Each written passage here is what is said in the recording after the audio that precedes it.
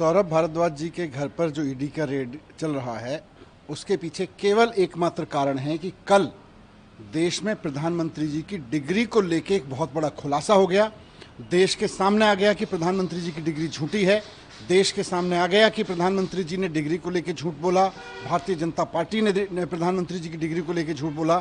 तो अब इस फजीहत से ध्यान कैसे भटकाया जाए? चलो किसी के यहाँ रेड कर देते हैं। ईडी वालों को पूछा जी कोई केस होगा, रेड बताओ किसके यहाँ करनी है।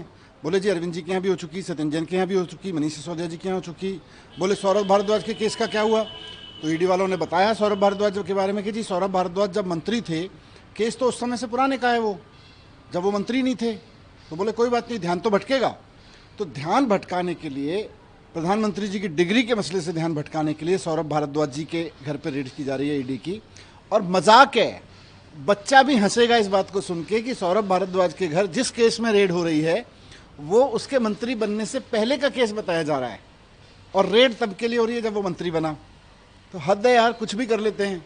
मतलब ध्यान भटकाना है, थोड़ा जवाब दे देते हैं, हाँ जी डिग्री के बारे में गलती हो गई हमसे, या डिग्री का सच ये है। यूनिवर्सिटी के लोग आके कह देते डिग्री पे बात नहीं करेंगे, फर्जी केस करेंगे। तो इनकी डिग्री भी फर्जी, इनके केस भी फर्जी।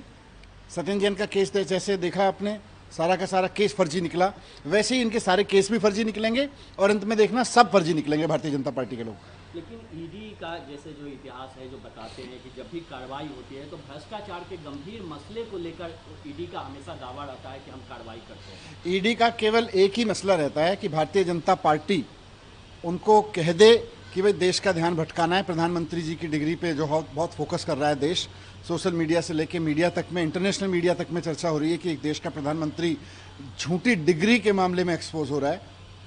तो ईडी का काम, ईडी को काम ले लिया उन्होंने। ईडी का यही काम रह गया आजकल। ईडी का काम भ्रष्टाचार रोकना थोड़ी है। भारतीय जनता पार्टी जब फंसने लगे तो उन मुद्दों से ध्यान भटकाना है।